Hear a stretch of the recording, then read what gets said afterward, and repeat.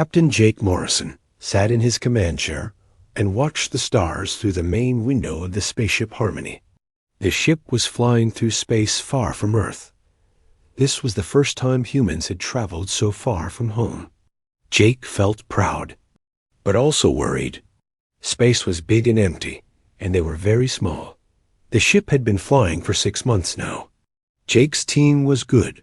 Lisa Park worked with the radio and computer signals. She was smart and always found ways to talk to Earth, even when they were very far away. Danny Wright took care of the ship's engines and machines. He could fix anything that broke. Amy Foster studied alien life. She hoped they would find something new out here in the dark. Jake looked at his watch. It was time to check on the crew. He walked through the ship's hallways. The walls were white and clean. Small lights showed the way. Everything was quiet except for the soft sound of air moving through the vents. He found Lisa in the communications room. She sat at her desk with many screens around her. Her fingers moved fast on the keyboard. Her dark hair fell across her face as she worked. Jake had known Lisa for 5 years. They went to space school together. He liked her smile and the way. She laughed at his jokes. Any news from home? Jake asked. Lisa looked up. Earth sent the weekly report.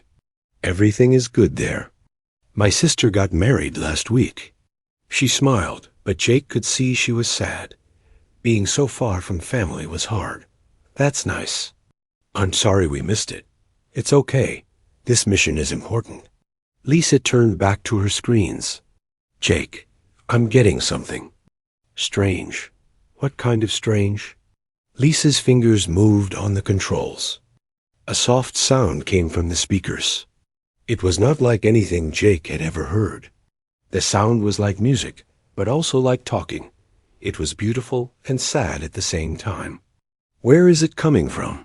Jake asked. The Kepler 442 system. About 20 light years from here. Lisa's eyes were wide. Jake, this isn't natural. Someone made this signal. Jake felt his heart beat faster. This was what they came here to find. Proof that humans were not alone in the universe. He pressed a button on the wall. Danny, Amy, please come to the communications room right away. Danny arrived first.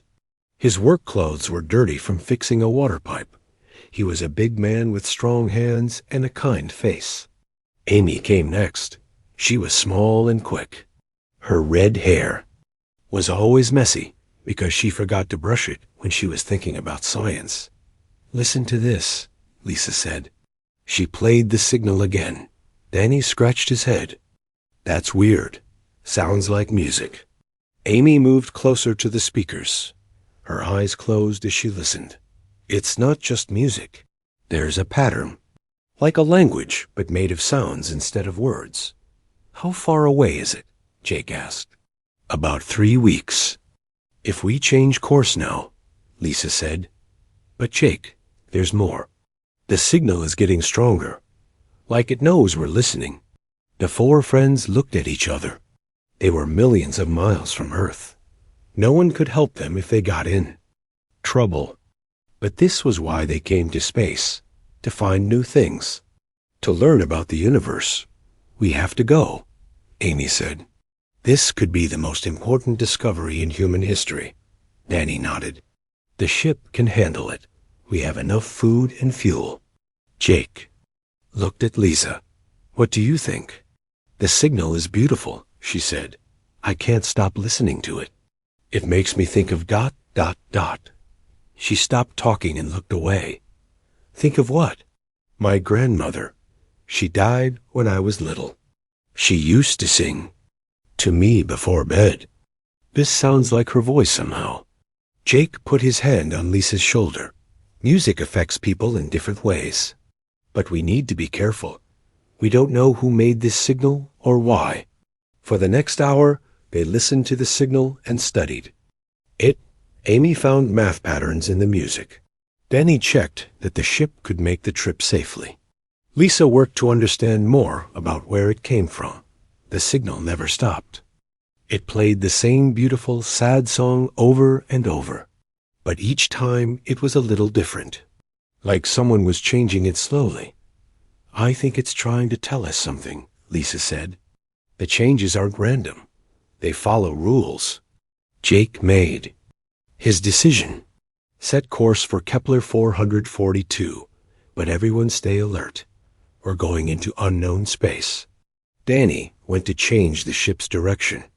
Amy started reading everything she could about the star system they were going to visit. Lisa kept listening to the signal and trying to understand it. Jake stayed in the communications room with Lisa. He watched her work. She was so focused on the signal that she forgot to eat lunch. And music seemed to pull her in like a magnet. "Lisa, you should take a break." "I can't.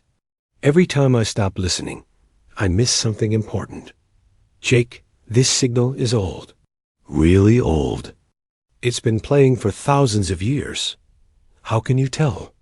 "The way it moves through space, the way it bounces off things. This has been traveling for a very long time." Jake felt cold. Something that old was probably made by people much smarter than humans. People who might not be friendly. "Maybe we should call Earth first. Ask what they think." Lisa shook her head. "It would take 20 years for our message to reach Earth and for them to answer. We have to decide now." The signal played again. This time it sounded different, sadder, like someone crying. Jake felt tears in his eyes and didn't know why. The music touched something deep inside him. Something about love and losing people you care about. "It's changing because we're listening," Lisa whispered. "It knows we're here." Jake looked out the window at the stars. Somewhere out there, someone was calling to them. Someone who had been alone for a very long time. Just like humans had been alone until now. The ship turned toward the Kepler 442 system. Their real adventure was just beginning. 3 weeks later, the Harmony reached the Kepler 442 system. Jake stood on the bridge and looked at the big screen. The star in front of them was old and red. It looked tired, like it was dying slowly. Around the star, several planets moved in their paths. But there was something else. "Captain, you need to see this," Danny called from his station. His voice sounded excited and scared. At the same time, Jake walked over to Danny's screen. What he saw made him stop breathing for a moment. There was a huge structure floating in space between two of the planets. It was not natural. Someone had built it. "How big is it?" Jake asked. "About 5 miles long and 2 miles wide," Danny said. "It's made of metal I've never seen before." "And Jake, it's the source of the signal." Lisa looked up from her workstation. She had been listening to the signal for 3 weeks straight. She looked thin and tired, but her eyes were bright with excitement. "The music is coming from there. It's much stronger now. Almost like it's calling to us." Amy pressed buttons on her science equipment. "I'm not detecting any life signs. But the structure is very old, maybe thousands of years old. And it's still working perfectly." Jake felt his heart beating fast. This was the biggest discovery in human history. Proof that intelligent life existed in the universe. But he was also afraid. The thing was so big and strange. What if the people who built it were still there? What if they were dangerous? "Take us closer," Jake said, "but slowly. Keep our weapons ready." Danny steered the ship toward the alien structure. As they got closer, they could see more details. The surface was covered with patterns and designs. Some looked like writing in a language no human had ever seen. Others looked like pictures or maps. "It's beautiful," Lisa whispered. She had come to stand next to Jake. "Look at those curves and lines. It's like art and science together." The structure was spinning slowly. Parts of it moved and changed as they watched. Lights blinked in patterns along its surface. The signal was getting so loud now that they could hear it through the ship's walls. "I'm getting readings from inside," Amy said. "There are large empty spaces, like rooms or halls, and something that might be computers or machines." "Any signs of people?" Jake asked. "Nothing alive. But Captain, the power readings are incredible. This thing has more energy than our whole ship." Jake made a decision. "We're going to dock with it. Amy, prepare the air suits. Danny, find us a way to connect safely. Lisa, keep monitoring that signal." It took 2 hours to find a good place to attach their ship to the alien structure. The Harmony was tiny compared to the huge station. Jake felt like a small bug landing on a giant's house. They put on their spacesuits and checked all the equipment. Jake carried a small computer to record everything they found. Danny brought tools in case they needed to fix anything. Amy packed her science instruments. Lisa brought a device to study the signal up close. The airlock door opened with a soft sound. Beyond it was a tunnel that led into the alien station. The walls glowed with a soft blue light. The air was clean and warm. Jake's suit showed that humans could breathe here safely. "The atmosphere is perfect for us," Amy said, looking at her readings. "Almost like someone made it for humans on purpose." They walked through the tunnel. Their footsteps echoed in the quiet space. The signal was all around them now. It seemed to come from the walls themselves. Jake felt like he was walking inside a giant musical instrument. The tunnel opened into a huge room. Jake's mouth fell open. The ceiling was so high he could not see the top. The walls were covered with moving pictures made of light. They showed scenes of life on alien worlds. Strange creatures that looked like they were dancing or singing. Beautiful cities with tall buildings that curved like flowers. "This is a record," Amy said. Her voice was full of wonder. "A history of whoever built this place." Lisa walked to one of the walls. She put her hand on it, and the pictures changed. Now they showed families of the alien creatures. Parents with children. People holding hands and looking happy. The signal grew softer and sweeter, like a lullaby. "They were like us," Lisa said. "They loved each other. They had families and homes." Danny was looking at the machines built into the walls. "This technology is incredible. I don't understand how it works, but it's been running perfectly for thousands of years. No human machine could do that." Jake watched the moving pictures on the walls. The aliens looked different from humans. They were tall and thin with long arms. Their faces were kind and gentle. In the pictures, they touched each other often and seemed to communicate through music and song. "What happened to them?" Jake asked. Amy pointed to another section of wall. The pictures there were darker. They showed the red star getting bigger and brighter. The alien worlds getting hot and dry. Plants dying. Water disappearing. The beautiful cities becoming empty. Their star was dying, Amy said, just like this one is now. They knew their worlds would become uninhabitable. The pictures showed the aliens building ships and trying to escape. But there were too many of them, and not enough ships. Many were left behind. The final pictures showed the empty worlds and the dying star. "This station is all that's left," Lisa said. She was crying now. They built it as a memorial, a way to remember their people and their worlds. Jake felt sad and amazed at the same time. These aliens had faced the end of their civilization, but instead of giving up, they had created something beautiful, something that would last long after they were gone. "The signal," Jake said. "It's not just a recording. It's their story. Their way of saying we were here. We loved. We mattered." Danny found controls that looked like they might work for humans. When he touched them, new pictures appeared. These showed the inside of the station, maps and directions, and something that made Jake's heart race with excitement. "There are more rooms," Danny said. Much more. This place is huge. And some of the rooms are marked with symbols that look like libraries or schools. Amy grabbed Jake's arm. Captain, what if they left knowledge behind? Science and technology that could help humanity? Jake looked around the amazing room. The alien music played softly around them. The pictures on the walls showed a civilization that had loved and lost everything. But they had not given up. They had created this memorial to teach others who might come after them. We're going to explore everything, Jake said. We're going to learn their story. And we're going to make sure their memory lives on.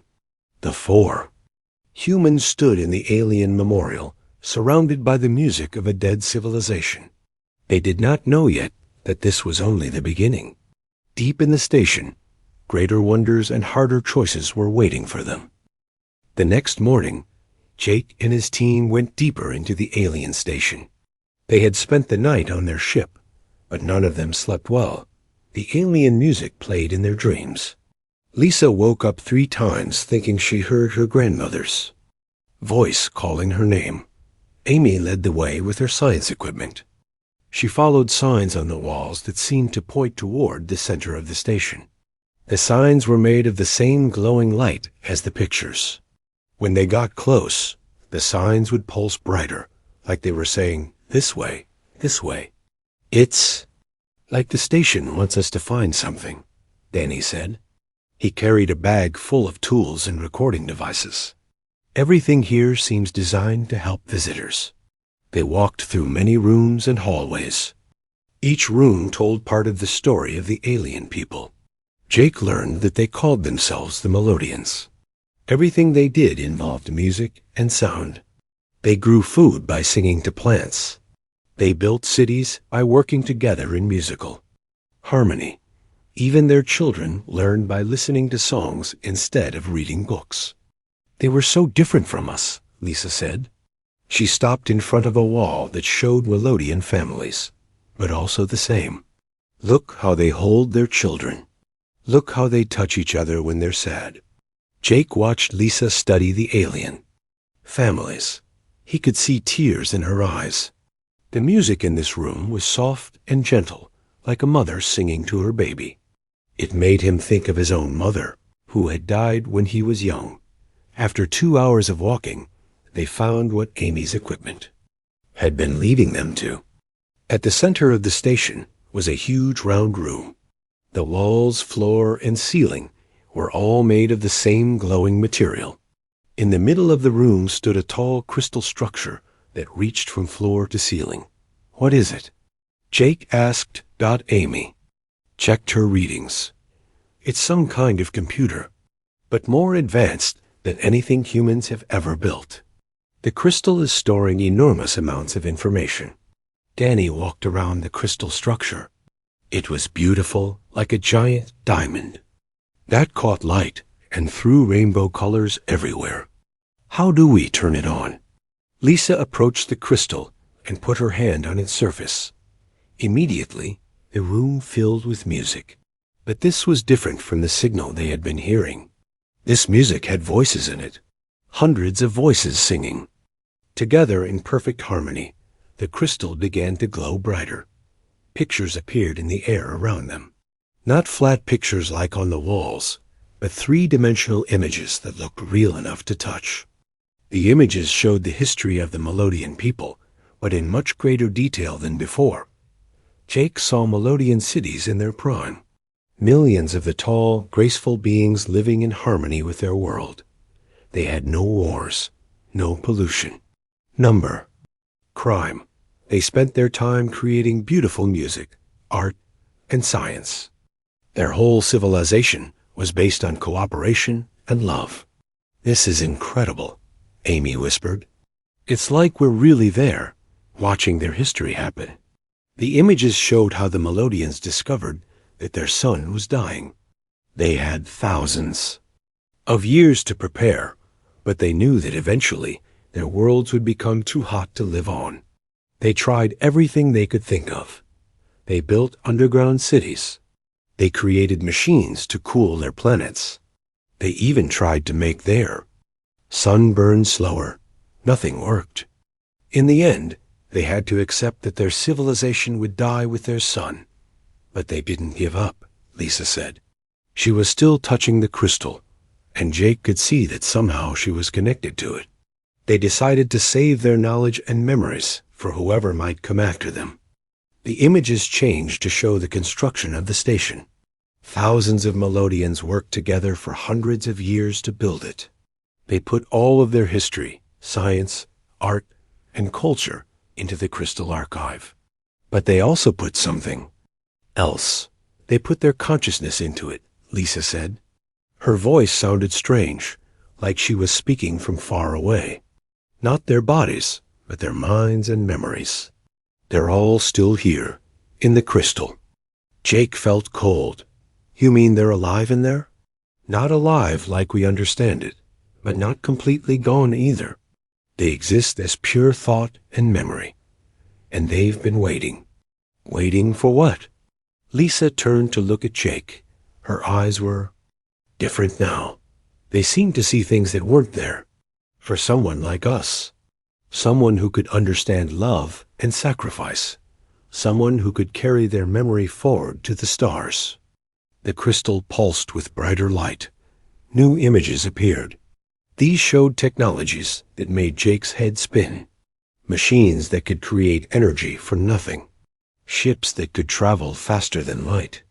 Medicine that could cure any disease. Ways to make dead planets come alive again. This is what they want to give us, Amy said. She was looking at her instruments with amazement. All of their knowledge. Everything they learned in 1,000,000 years of civilization. Danny was studying the technical images. This technology could change everything for humanity. We could travel to other galaxies. We could make Earth perfect again. We could live forever. But Jake saw something else in the images. Something that made him worried. There's a cost, isn't there? He asked Lisa. Lisa nodded. Her connection to the crystal was getting stronger. Jake could see light flowing from the crystal into her eyes. The Melodians learned that knowledge without wisdom is dangerous. Technology, without love, destroys worlds. They won't give their secrets to just anyone. What do they want from us? Proof that humanity is ready. Proof that we won't use their technology to hurt others or destroy ourselves. The images changed again. Now they showed a test. Someone would have to join with the crystal archive. Become part of it like the Melodians had. That person would gain all of their knowledge, but they would also have to stay and guard it forever. Someone has to stay behind, Jake said. Yes, someone who understands love and sacrifice. Someone who can judge whether future visitors are worthy of the Melodian. Legacy. Jake looked around at his team. Danny was studying the technical information, excited by all the possibilities. Amy was taking notes about the alien biology and culture. But Lisa was still connected to the crystal, and Jake could see that it was changing her. Lisa, step away from that thing. I can't, she said. Jake, I can hear them. All the Melodians who gave up their lives to create this archive. They're singing to me. They're showing me wonders beyond imagination. Lisa, please. She turned to him with glowing eyes. They're asking me to choose. Someone has to stay and become the guardian. Someone has to make sure their knowledge is used for good and not evil. Jake felt panic rising in his chest. We'll find another way. There has to be another way. But even as he said it, he knew there wasn't. The crystal archive pulsed with ancient power. The Melodians had waited thousands of years for someone to find them. They had put everything they were into this moment. The choice was simple. Take their knowledge and save humanity's future, or walk away and leave the greatest discovery in history behind. And someone would have to pay the price. Jake grabbed Lisa's shoulders and pulled her away from the crystal. She stumbled backward, blinking as the glow faded from her eyes. For a moment, she looked confused, like someone waking up from a deep dream. What happened? She asked. You were Connected to that thing for almost an hour, Jake said. You didn't answer when we called your name. Lisa looked back at the crystal archive. Even from a distance, she could still hear the melodian voices singing softly in her mind. They showed me so much, Jake.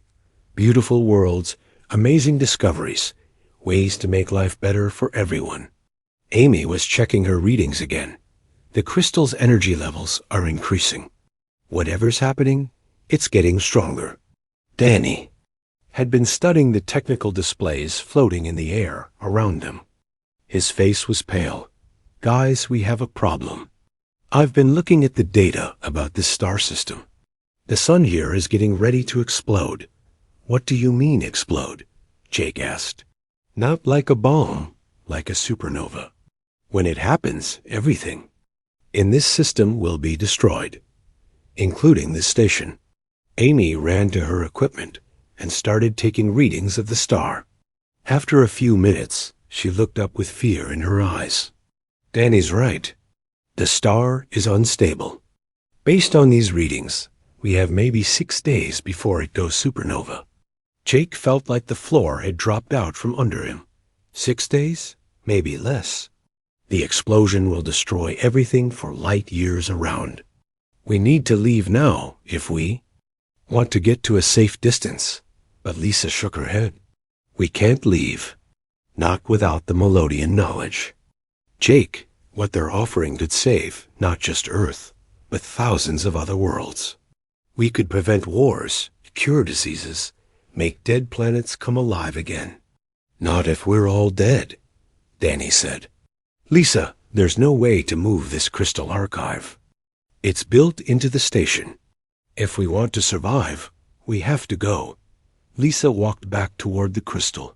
Jake tried to stop her, but she pushed his hand away. There's another option. Someone stays behind and downloads all the knowledge first. Then we transmit it to the harmony before the star explodes. That's suicide, Jake said. No, it's sacrifice. There's a difference. Lisa's voice was calm, but Jake could see tears on her face. The Melodians did it. They gave up their physical lives to preserve what mattered most. Amy was reading more data from the crystal. Lisa's right about one thing. The knowledge transfer would take at least 5 days. Someone would have to stay connected to the archive the whole time. They couldn't leave, even if they wanted to. Danny threw his tools on the ground. This is crazy. There has to be another way. But Jake knew there wasn't. He had been in command long enough to recognize an impossible situation when he saw one. They could save humanity's future, but only if someone sacrificed their life to do it. I'll stay, he said. No. Lisa's voice was firm. Jake, you're the captain. The crew needs you to get them safely home. And you don't have the technical knowledge to interface with the crystal properly. Then Danny should do it. He understands the technology better than any of us. Danny shook his head. I've been trying to connect to the crystal for the past hour. Nothing happens. It only responds to Lisa. They all looked at Lisa. She was standing near the crystal again, and Jake could see the light starting to flow between her and the ancient machine. The Melodian voices were getting stronger. Pictures of alien worlds and impossible technologies swirled in the air around him. Why only you? Jake asked. I don't know, Lisa said. Maybe because I was the first to hear the signal. Maybe because I've been listening to their music for weeks. Or maybe because... She stopped and looked at Jake with sad eyes. Because what? Because I understand what it means to love something more than your own life. Jake felt like someone had punched him in the stomach. He had never told Lisa how he felt about her. They had been friends for years, worked together, trusted each other with their lives. But he had always been too afraid to say the words that mattered most. Lisa, I know, she said softly. I've always known. And Jake, I feel the same way. That's what makes this so hard. Amy was crying now. There has to be another solution. We're scientists. We solve problems. Some problems don't have good solutions, Lisa said. Sometimes you have to choose between bad and worse. The Melodians understood that. That's why they built this test into their archive. What test? Danny asked. Lisa gestured to the crystal and the swirling images around them. All of this. The beautiful music that drew us here. The emotional connection we all felt. The way. The archive only responds to someone who truly understands love and sacrifice. They wanted to make sure their knowledge would only go to people who would use it wisely. Jake looked around the crystal chamber. The alien music was getting louder and more complex. He could feel it pulling at his emotions, making him remember everyone he had ever loved and lost. His mother, his father, friends from school, colleagues, who had died in space accidents. The music affects us so strongly because it's designed to, he realized. They're making us feel what they felt when they had to choose between saving their knowledge and saving themselves. And they chose knowledge, Lisa said, because they knew that love and wisdom together could create something better than what they had before. Danny was looking at his instruments again. The stars getting more unstable. We might have less time than we thought. Amy wiped her eyes and started packing her equipment. If we're going to do this, we need to start now. Lisa, are you sure you want to ... I'm sure. Lisa walked to the crystal and placed both hands on its surface.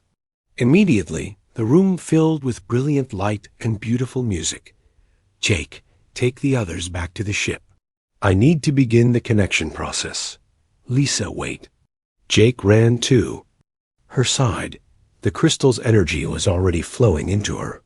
Her hair was moving like she was underwater. Her eyes were starting to glow with alien light. What is it? She asked. Jake looked into her eyes. Even with the alien glow, they were still Lisa's eyes. Still the eyes of the woman he had loved for years, but never had the courage to tell. I love you, he said. Lisa smiled. It was the most beautiful and heartbreaking smile Jake had ever seen. I love you too. That's why I have to do this. Love isn't just a feeling, Jake. It's a choice. It's deciding that someone else's future matters more than your own present. The crystal pulsed brighter. Lisa's form was starting to become transparent, like she was made of light instead of flesh and blood. Go, she whispered. Let me save the future for both of us. Jake stood outside the crystal chamber with Danny and Amy. Through the doorway, they could see Lisa connected to the alien archive. Her body was glowing with soft blue light. She looked peaceful, but Jake knew she was changing into something. That was no longer completely human. How long has it been? Amy asked. Danny looked at his watch. 4 hours. The data transfer is about 20% complete. Jake had not moved from the doorway. He watched Lisa's face, hoping to see some sign that she was still herself inside the alien connection. Sometimes her lips moved like she was having a conversation with someone he could not see. She's talking to them, Amy said quietly. The Melodians who are stored in the crystal. She's learning their language, their culture, their entire history. Is she still Lisa? Jake asked. Amy checked her readings. Her brain patterns are changing, but her core personality is still there. The Melodians aren't replacing her. They're adding to her. Danny was monitoring the ship's systems from a portable device. The star is getting worse. We have maybe 36 hours before it explodes. Even if we leave now, it's going to be close. Jake looked at his friend. We're not leaving without the knowledge transfer complete. Jake, if we wait too long, we'll all die. The knowledge won't matter if no one survives to use it. Lisa is dying, so we can have this information. We're not going to waste her sacrifice. Inside the chamber, Lisa opened her eyes. They were completely blue now, like the crystal itself. She turned to look at Jake and smiled. When she spoke, her voice sounded different. It was still Lisa's voice, but with musical tones that had not been there before. "Jake, come here. I want to show you something." Jake walked into the chamber. The alien music was so loud now that he could feel it in his bones. The crystal was pulsing with energy, and pictures of amazing technologies filled the air around. "Them, look," Lisa said. She gestured to one of the floating images. It showed a machine that could heal any injury or disease. With this, no one would ever have to die from sickness again. Another image showed ships that could travel between galaxies in minutes instead of years. Humanity could explore the entire universe. We could find new homes, new friends, new possibilities. A third image showed ways to bring dead planets back to life. We could fix Earth's climate problems. We could make Mars into a garden world. We could give every human being a paradise to live in. Jake watched the amazing pictures, but he only cared about one thing. "Are you still you, Lisa?" She reached out and touched his face. Her hand felt warm and real, but also somehow different, like she was touching him from very far away. "I'm more than I was before," she said. "I can see things I never imagined. I understand concepts that human language doesn't have words for. But Jake, I'm still the girl who used to eat lunch with you in the academy cafeteria. I'm still the person who laughed at your terrible jokes. Can you come back? After the transfer is complete?" Lisa's smile was sad. "No, the process can't be reversed. But Jake, I'm not really dying. I'm becoming something new. Something that can exist here forever, protecting the Melodian knowledge and deciding who deserves to have it." The crystal pulsed brighter. Lisa gasped and closed her eyes. For a moment, her entire body became transparent. Jake could see the crystal's energy flowing through her like light through water. "The transfer is accelerating," she said. "The Melodians are helping me process the information faster. We might finish in 24 hours instead of 5 days. Annie's voice came from the doorway. "The star just had another flare.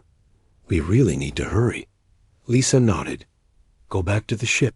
Monitor the data transfer from there.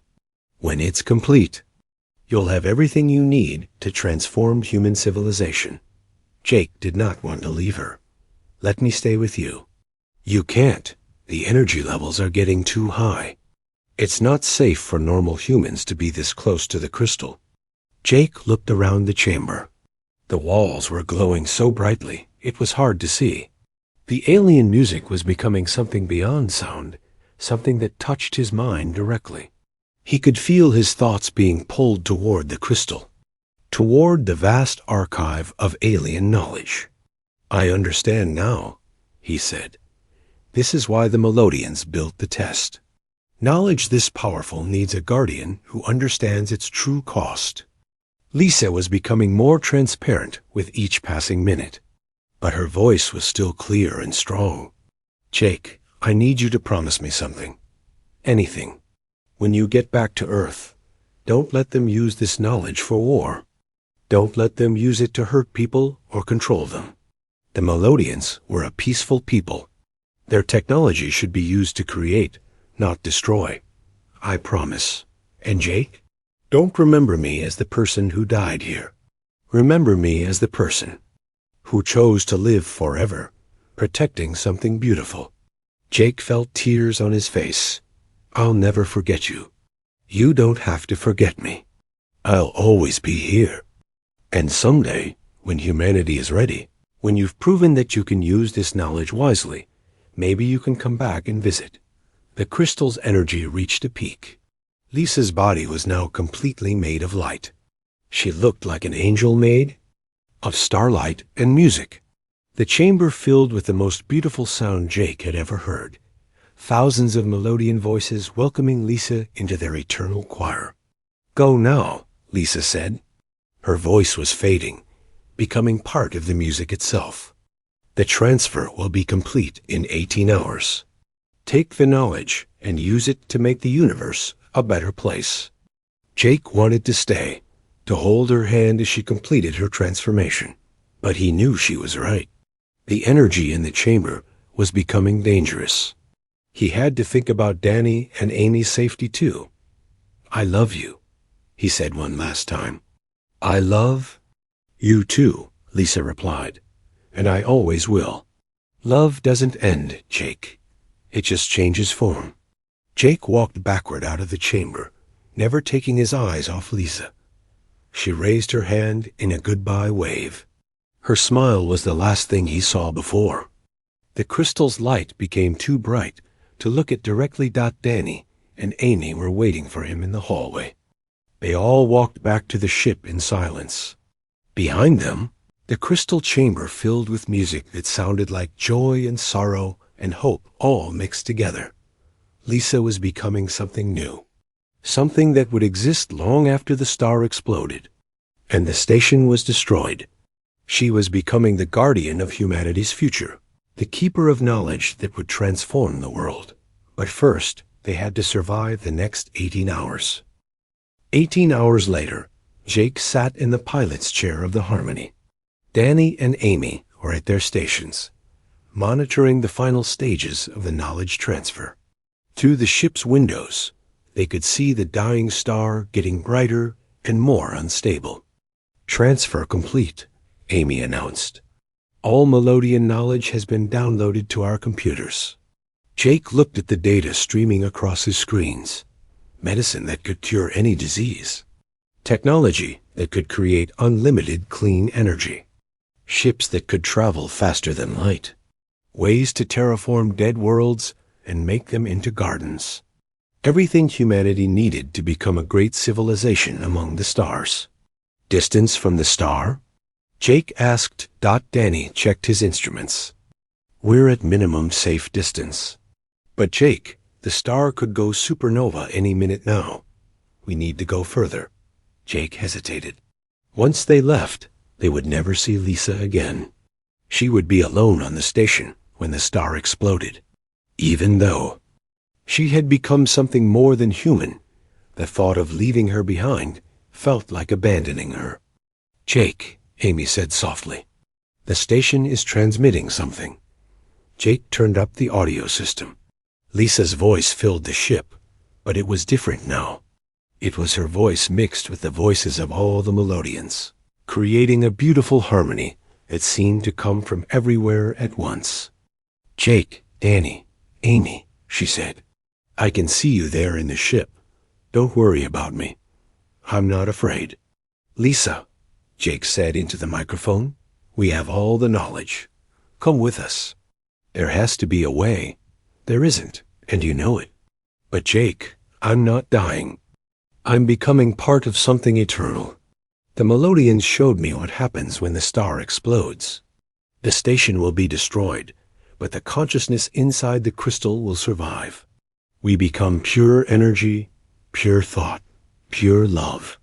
Jake felt tears on his face. "I don't want to lose you. You're not losing me. You're taking me with you?" Lisa's voice was getting fainter as the star's energy built up. "Every time humans use Melodian technology, I'll be there. Every time you explore a new world or cure a disease, I'll be part of it. Love doesn't end, Jake. It transforms." The star suddenly flared brighter than ever before. Danny's instruments went crazy with warnings. "That's it," Danny said. "The star is going supernova. We have maybe 10 minutes to get out of here." Jake started the engines. The Harmony turned away from the dying system and began to accelerate toward the edge of the explosion zone. Behind them, the alien station grew smaller and smaller until it was just a tiny dot of light near the angry red star. "Goodbye, Lisa," Jake whispered. "Not goodbye," her voice came one last time. "Until we meet again." The star exploded in a burst of light that could be seen from 1,000 light years away. The station was vaporized instantly, along with everything else in the system. But somehow, Jake felt that Lisa had kept her promise. Her love and sacrifice had become part of something larger than death. 5 years later, Jake stood on the bridge of the Earth starship New Hope. He was Admiral Morrison now, in charge of humanity's first interstellar colonization fleet. Thanks to the Melodian knowledge, humans had built ships that could cross the galaxy in weeks instead of centuries. The fleet consisted of 50 ships carrying 10,000 colonists to a new world called Haven. It was a dead planet that they would bring back to life using Melodian terraforming technology. Within a few years, it would have oceans, forests, and cities where humans could build a new civilization. "Admiral," his communications officer said, "we're receiving the daily transmission from Earth." Jake listened to the reports from home. Earth was healing. The pollution was gone. Diseases that had killed millions were now cured in minutes. Poverty was ending as unlimited clean energy made everything abundant. Humanity was entering a golden age of peace and prosperity, all because Lisa had chosen love over life. "Sir," the navigation officer said, "we're approaching the Haven system." Jake looked out at the stars. Among them was a small red dwarf star that would be perfect for powering their new world. As they got closer, Jake heard something that made his heart skip a beat. Music. It was faint, almost too quiet to hear. But it was there, the same beautiful, sad melody that had first drawn them to the Melodian station 5 years ago. Except now it was different. It had human elements mixed in with the alien harmonies. It sounded like Lisa's voice singing with the Melodian choir. "Are you getting this?" Jake asked his communications officer. "Yes, sir. It's coming from the planet we're going to terraform. But there's nothing there. No technology, no life signs." Jake smiled. He understood. Lisa had kept her promise. She was here, welcoming humanity to their new home. The Melodian knowledge came with a guardian who would make sure it was used wisely. Over the next 10 years, humanity spread across the galaxy. They built beautiful cities on 100 worlds. They met other alien species and shared the gifts of peace and cooperation they had learned from the Melodians. Earth became the center of a galactic federation based on love and mutual respect. Jake, now an old man, returned to the site where the Melodian station had been destroyed. The star was gone, replaced by a beautiful nebula of colorful gas and new stars being born. He sat in his ship and listened to the cosmic background radiation, hoping to hear Lisa's voice one more time. And he did. "Hello, Jake," she said. Her voice came not from the radio, but from everywhere around him. "You kept your promise. Humanity used our knowledge to create beauty instead of destruction. I missed you every day," Jake said. "I know. But look what our love created. Look at the worlds where human children play under alien suns. Look at the diseases that no longer exist. Look at the wars that ended because people learned there was a better way." Jake looked around at the new stars being born in the nebula. Each one would eventually have planets. Some of those planets would have life, and humanity would be there to help that life grow and flourish. "Was it worth it?" Jake asked. "Oh, yes," Lisa said. "Love is always worth it. Love is the only thing that lasts forever." The Melodians knew that. That's why they built their memorial. That's why I stayed behind. That's why you kept your promise. Jake felt peace for the first time in 10 years. Lisa was right. Their love had not ended when she merged with the crystal. It had transformed into something bigger. It had become the foundation of a new age for humanity. "I love you," Jake said. "I love you too," Lisa replied. "And I always will. Now go home, Jake. Go see the beautiful worlds that our love helped create." Jake started his ship and headed back toward Earth. Behind him, the nebula sang with the voices of the Melodians and the humans who had learned their greatest lesson. That love, freely given and willingly sacrificed, is the most powerful force in the universe.